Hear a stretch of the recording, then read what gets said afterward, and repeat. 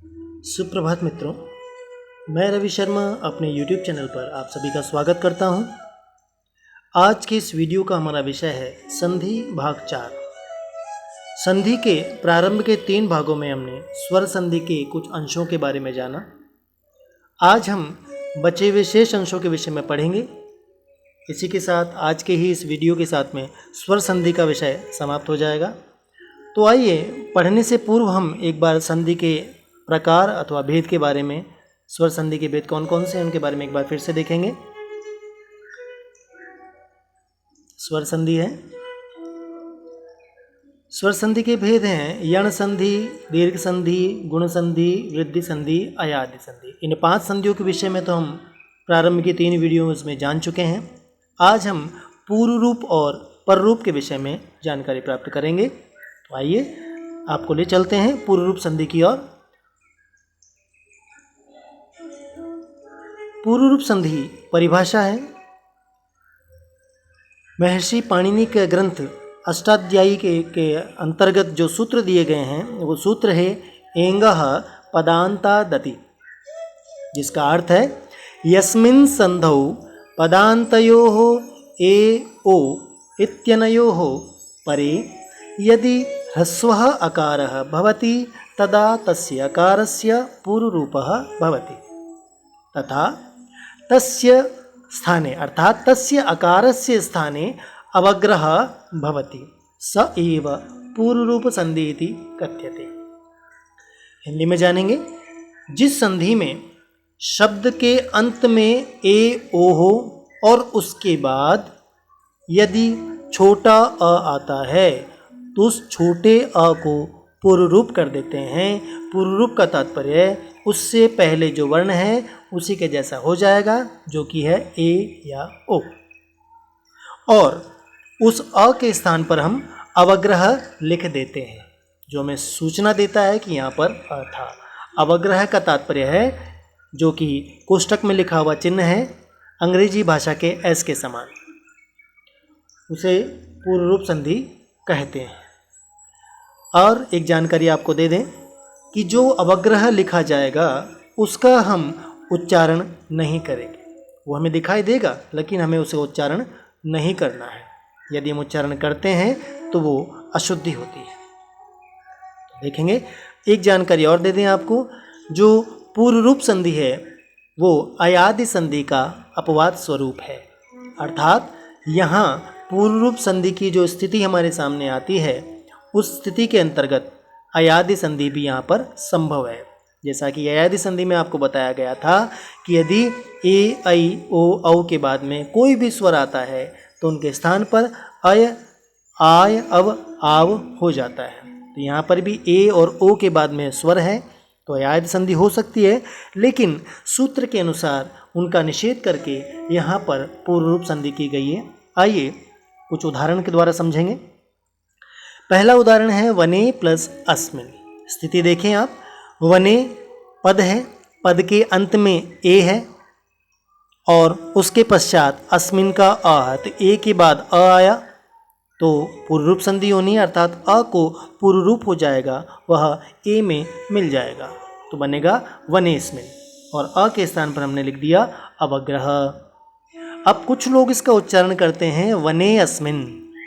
मित्रों, इसका उच्चारण वने अस्मिन नहीं करके हम करेंगे वनेस्मिन।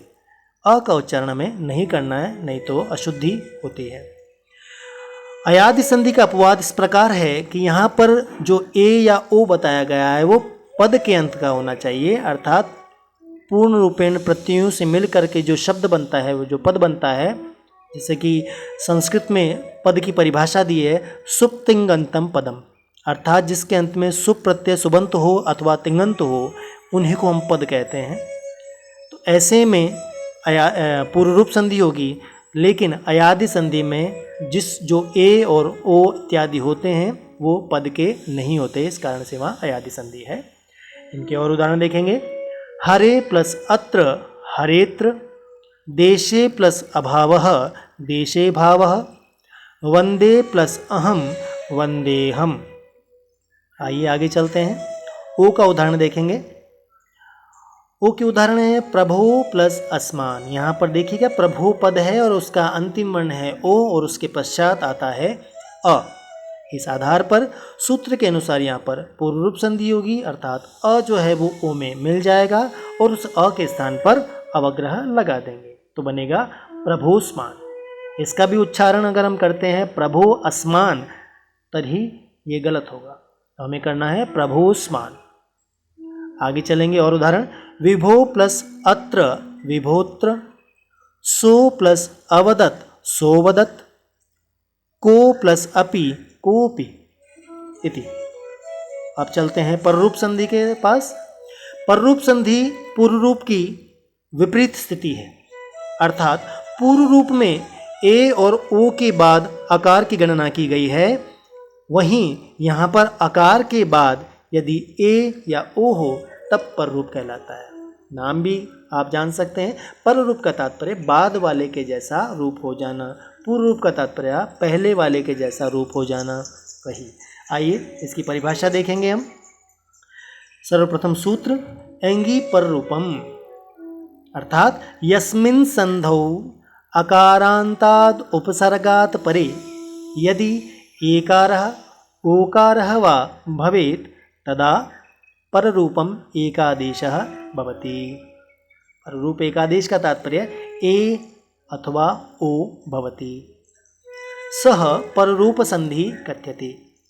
हिंदी में जानेंगे कि जिस संधि में अकारांत उपसर्ग के बाद, अर्थात जो जिस अ की बात संधि में कही जा रही है वो उपसर्ग का अ होना चाहिए, ऐसा उपसर्ग जिसके अंत में अ हो, और उस अकारांत उपसर्ग के बाद में यदि एकार या ओकार वाला शब्द हो, अर्थात ऐसा शब्द जिसका प्रथम वर्ण ए या ओ हो, तो वहाँ पर अ को पररूप हो जाता है, अर्थात जो अ है उपसर्ग का वो बाद वाले ए या ओ में पूर्णतः मिल जाएगा और उन दोनों के स्थान पर एकादेश अर्थात एक आदेश हो जाएगा, उसे पररूप संधि कहेंगे।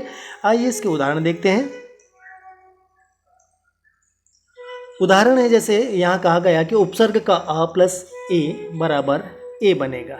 कैसे देखिएगा, प्र आप जानते हैं संधि संस्कृत के 22 उपसर्गों के अंतर्गत सबसे पहला उपसर्ग है प्र, तो प्र है, अंत में इसके अ है, अकारांत उपसर्ग है, तो प्र प्लस ए जते। अब अकारांत उपसर्ग के बाद में ए है तो इसको पररूप हो जाएगा, तो अ है वो ए में मिल जाएगा और बन जाएगा प्रेजते। इसी प्रकार उप प्लस ओषति, यहाँ पर भी अकारांत उपसर्ग के बाद ओ आया है, दोनों को मिला देंगे पररूप कर देंगे तो बनेगा उपोषति। तो ये थे इसके उदाहरण और इसी के साथ हमारा स्वर संधि का प्रकरण समाप्त होता है और आशा है कि ये संधि का विषय आपको मैं समझा पाया होऊंगा। यदि इन विषयों में, इन संधि में मुझसे कोई त्रुटि रह गई है या आपके अनुसार कुछ अंश रह गया हो तो कृपया में कमेंट बॉक्स में कमेंट करके मुझे सूचित अवश्य करें कि मुझे और क्या इसमें ऐड करना चाहिए था। आपका बहुत बहुत धन्यवाद।